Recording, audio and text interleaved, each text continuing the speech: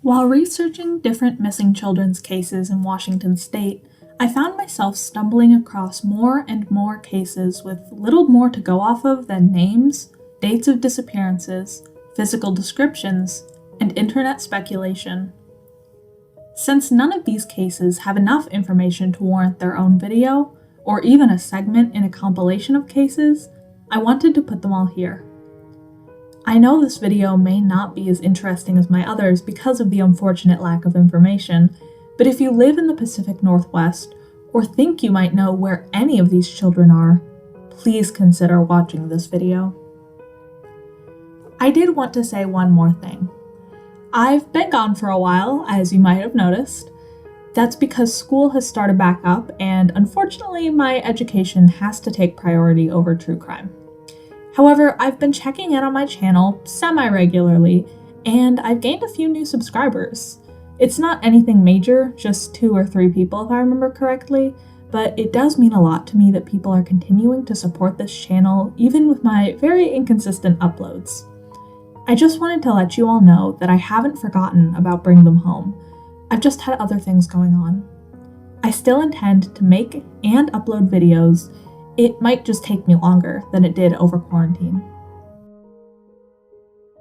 SIEU TRANG was 13 when she went missing on April 3, 1982, from Seattle, Washington. Online sleuths have pointed out that she disappeared around the time that Gary Ridgway, the Green River Killer, was murdering his victims, so we can only hope she never crossed paths with the man.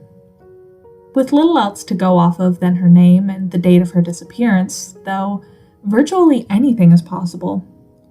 Online forums have also speculated that her disappearance either embarrassed her family so that they didn't publicize her case, or that she was in the foster care system, and thus one web sleuth user, KJowl16, pointed out that some of SIEU's physical description matched the description of an unidentified body found in Roy, Washington in 2004.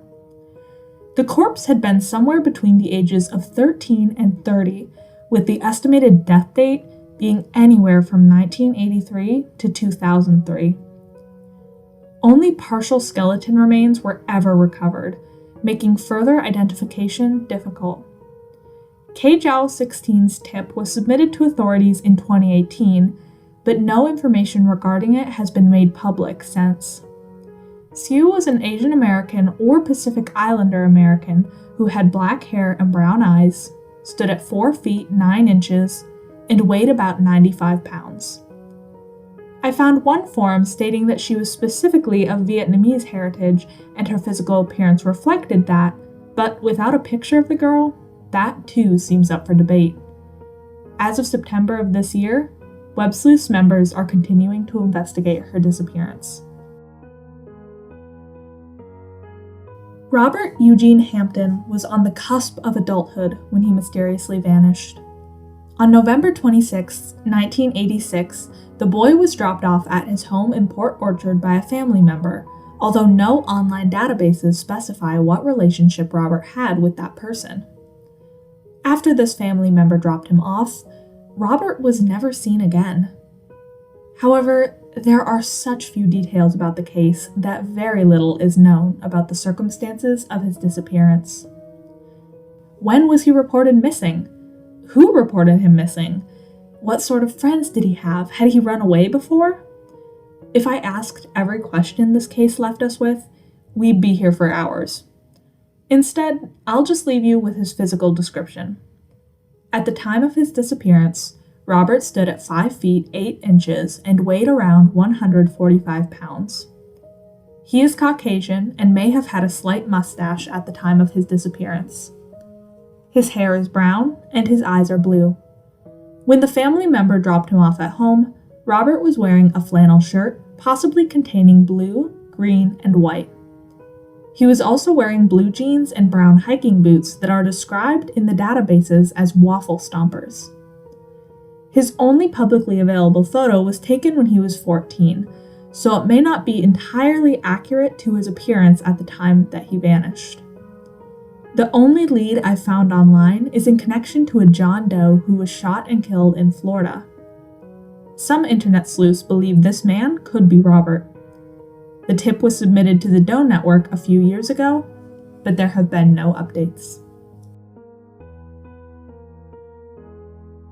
The case of Alexis Christina Owens is equal parts heartbreaking and mysterious. Alexis was born on March 9, 1971, to mother Alexis M. Pease Owens, who already had a son named Richard Owens and a daughter named Michelle Owens. Michelle last saw Alexis in Port Orchard on April 15, 1987. After this, her family would never see her again. Alexis M., Alexis's mother, passed away at the age of 67 in 2013 without ever having seen her daughter again. It does appear as though Alexis ran away of her own free will and headed south to California, where her troubled nature shone through with a vengeance. She was arrested at least 3 times under 3 different names: her given name, Alexis Christina Owens, and 2 made-up names, Amy Owens and Sherry Ann McGallion. While Amy Owens shares her original last name, the third name is entirely different, leading me to wonder where she got inspiration for it. Did she marry someone in California and take their last name? Did she adopt another person's name? Is it purely made up? Nobody can say except for Alexis herself. After her final arrest and subsequent release, however, Alexis disappeared for good, and as far as we can tell, nobody knows where she is. While all the signs point to her having left voluntarily, it's worth noting that Robert went missing from Port Orchard, the same small town, mere months before Alexis. For such a small community, this is strange. However, without further details about the two, any relationship between their cases is pure speculation on my end. Alexis was 16 when she vanished and stood at 5 feet 2 inches. She weighed somewhere between 120 and 150 pounds. She has a mole on her right cheek, dark blonde hair, and blue-green eyes. Her DNA is available for testing. Lisa Griffin was last seen on October 2, 2008 in Seattle when she was 17 years old. Her mother's name may be Kelly White, but police aren't sure who either of her parents are. When Lisa vanished, she stood at 5 feet tall and weighed 150 pounds. Her race is marked as other in the databases, making her physical appearance even more ambiguous, especially since there are no public photos of her. She has brown hair and hazel eyes. At the time of her disappearance, she was wearing a gray sweatshirt, a green t-shirt, and gray sweatpants. With absolutely nothing other than those details to go off of, even internet forum discussions are few and far between for this case. The last time anyone was confirmed to have seen Jesse A. Barton was on November 16, 1988, in Seattle when he was only 15 years old. We have no information about his living situation, nor is it publicly known who last saw him. Jesse is Caucasian and has brown hair and blue eyes. He has no distinctive physical features. At the time of his disappearance, he stood at 5 feet 6 inches tall and weighed about 125 pounds. On the day he was last contacted, he was wearing a blue ski jacket over a blue and white long-sleeved dress shirt. He was also wearing blue jeans and gray cowboy boots. Those are the only details that have been made publicly available on Jesse's case, and there is only one online forum that I can find regarding his disappearance. Tiffany S. Winston was 15 when she was last seen on August 13, 1999. She went missing from Seattle and, at the point of last contact, was wearing a white t-shirt, white jeans, and white tennis shoes. She is African American and has black hair and brown eyes. She stands at 5 feet 4 inches tall and weighs about 120 pounds. Again, there is only one online forum regarding her case, and it only contains the information I have just shared. ALISA Francine Watson was described by police as a troubled child, although the details of her turbulent upbringing have never been publicly disclosed. At the age of 14, she had already left her family home in Tacoma and possibly moved into an apartment in Seattle. I would assume she ran away, since living alone at such a young age with her parents' blessing would have been uncommon. She hasn't contacted her family since January 1st, 1972. ALISA is African American and has brown hair and eyes. Around the time she last contacted her family, she stood at 5 feet 2 inches and weighed about 115 pounds. She may go by the nickname Lisa.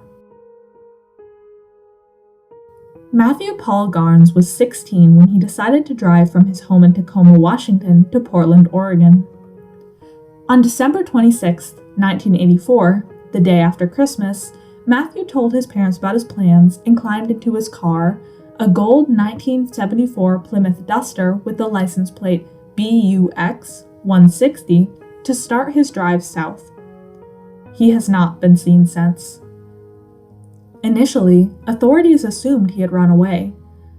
Of course, appearances can be deceiving, and we don't know what was going on behind the scenes, but Matthew seems to have been pretty wrapped up in Tacoma life. He was enrolled in Curtis High School, played on the school's baseball team, and held a part-time job at a Texaco gas station. Even so, no sign of Matthew has ever surfaced. Matthew is Caucasian and has brown hair and eyes. At the time of his disappearance, he stood at 5 feet 7 inches and weighed about 135 pounds. His face is freckled and he has a 3-inch scar on his right cheek. His right elbow and foot have healed fractures. On the day he vanished, Matthew was wearing a black Wilson's leather jacket, a sleeveless black t-shirt with the logo of the band Iron Maiden, jeans with a 30-inch waist, size 9.5 Nike sneakers, a silver chain necklace, and a black, maroon, and gray colored scarf. He may go by the nickname Matt. Kenneth Allen Daly went missing on March 2, 1985 from Redmond, Washington, when he was only 16 years old. Initially, he was reported as a runaway because his family guessed that he had left to live with an ex-girlfriend in California. However, there are a few discrepancies with this idea. The first is that Kenneth didn't pack anything when he left, not even his wallet. All he had when he vanished were the clothes on his back, a white leather coat and some blue jeans. Without his wallet, he wouldn't have been able to buy anything and wouldn't have had the money to start a new life. He would have been totally reliant on his girlfriend, but that still doesn't account for the hours of traveling it would take for Kenneth to reach their meeting spot in California. Also, Kenneth never contacted his family again. While I don't know how close he was to his family, or what issues he might have had with them, this seems odd. Either way, no sign of Kenneth has ever surfaced. When Kenneth vanished, he weighed about 140 pounds. One database claims he stood at 5 feet tall, while 2 others claim he either stood at 6 feet or at 5 feet 10 inches.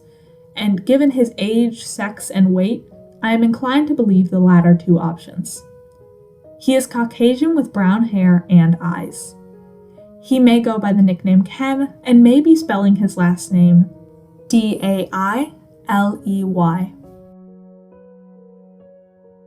Authorities think they know what happened to Mitchell Leslie Darlington, a 17-year-old Snohomish resident.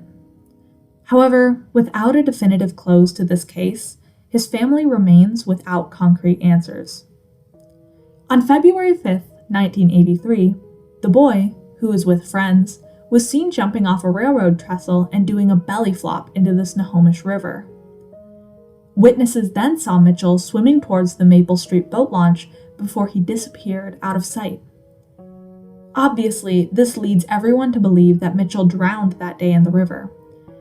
After all, February in Washington state brings with it frigid weather, and the water would have been incredibly cold. Even if Mitchell was a strong swimmer, the cold might have paralyzed him. There are many cases of talented swimmers succumbing to the elements in the water when the temperatures drop. Also, police were told at the time of the boy's disappearance that not only was he a bit of a daredevil, but he had also been drinking alcohol that day prior to swimming. This would have certainly impaired his judgment and might have led to him making the decision that would end his life. Mitchell is a Caucasian male with brown hair and hazel eyes. At the time of his disappearance, he stood at 5 feet 5 inches and weighed about 180 pounds. He was wearing a black or white tank top, blue jeans, and cowboy boots. The fact that he jumped into the river fully clothed and wearing boots also confuses me, but as I said, he had been drinking earlier that day.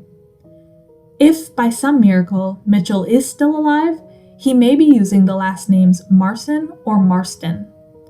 His brother, John Marson, has provided DNA samples against which potential DNA matches for Mitchell can be tested.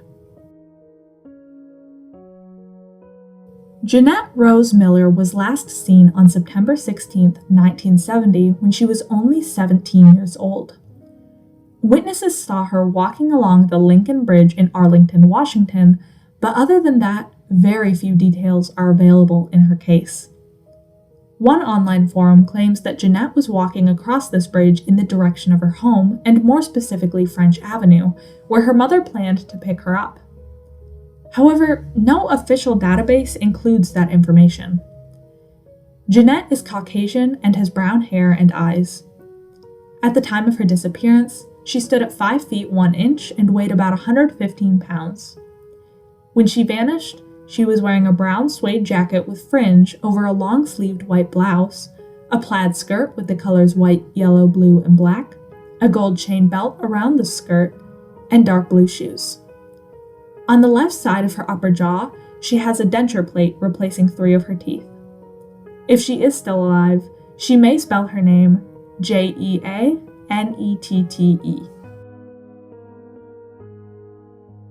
Nobody knows exactly when Andrea Ann Bailey went missing, although police believe she disappeared sometime in 1978 or 1979 from Spanaway. She wasn't reported missing, however, until October 29, 1989, about 10 years after her initial disappearance. At the time, Andrea had been living with her grandmother while her parents were serving in the military in Germany. After hearing of her disappearance, both her parents returned to Pierce County, but elected not to report her missing until about a decade later, when her mother finally went to the National Center for Missing and Exploited Children rather than local police. Because of this, local authorities didn't start work on Andrea's case until the mid-90s, nearly 20 years after her initial disappearance. It's baffling to me that a mother would let her child go missing for so long without reporting her absence, and it certainly doesn't paint the parents in the best light. Worse, it almost appears as if they are trying to cover something up. Why else would they be so hesitant to go to law enforcement? Not to mention the fact that they turned to NCMEC before local authorities. The circumstances surrounding Andrea's disappearance and further details of her living situation are unknown.